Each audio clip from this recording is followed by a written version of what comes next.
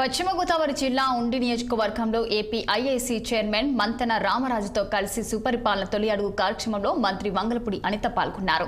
ఇక ఆకివీడులో పర్యటించి ప్రజా సమస్యలు తెలుసుకున్నారు. త్వరలో నియోజకవర్గానికి డిప్యూటీ స్పీకర్ కనుమూరు రఘురామకృష్ణమారాజు సారథ్యంలో పూర్తి స్థాయిలో అభివృద్ధి చేస్తామని అనిత తెలిపారు. ఇక గత ప్రభుత్వంలో ఎంపీగా ఉన్న రఘురామపై అక్రమ కేసులు పెట్టి థర్డ్ డిగ్రీ ప్రయోగించారని కూడా గుర్తు చేశారు. సొంత నియోజకవర్గానికి కూడా రానివ్వకుండా వైసీపీ నేతలు కుట్రలు చేశారని ఆరోపించారు మంత్రి వంగలపూడి అనిత. రోజు ఈ కార్యక్రమానికి సుపరిపాలన తొలి అడుగు అనే కార్యక్రమానికి ముఖ్యంగా మన ఎన్డీఏ కూటమి వచ్చి మీరందరూ కూడా ఎలక్షన్ టైం వచ్చేసరికి వాళ్ళ తాలూకు విశ్వరూపం చూపించి చాలా అత్యధిక మెజార్టీలతో ఒక్కొక్కరు మెజార్టీ చూసుకుంటే నాకు తెలిసి ఈ 2024 ఎలక్షన్ లో వచ్చిన మెజార్టీని బీట్అవుట్ చేయాలంటే చాలా కష్టం.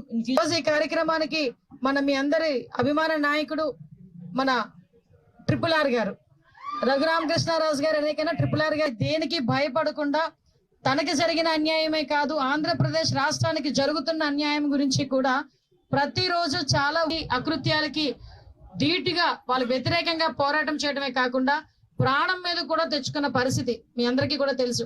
దాని మీద ఆ రోజు ఉండి మన నర్సాపూర్ నియోజకవర్గంలో అడుగు పెట్టాలంటే ట్రైన్ ఎక్కిన ట్రైన్ ని కూడా దింపేసిన పరిస్థితి. ఎందుకంటే నేను చాలా క్లోజ్, మేమే కాదు మీరు ఒక రకంగా బాధ్యతలు అయితే మేము ఒక రకంగా బాధ్యతలు లాస్ట్ గవర్నమెంట్ లో. ముఖ్యంగా మీ అందరి ఆప్యాయత, ముఖ్యంగా మీ అందరి రిసీవింగ్ మర్యాదలకి మారుపేరు అంటారు గోదావరిని. ఆ మర్యాదలన్నీ కూడా నాకు చేసుకుని ఇంటి ఆడబిడ్డగా నన్ను ఆహ్వానించిన మీ అందరికీ కూడా నేను ధన్యవాదాలు తెలియజేసుకోవాలి.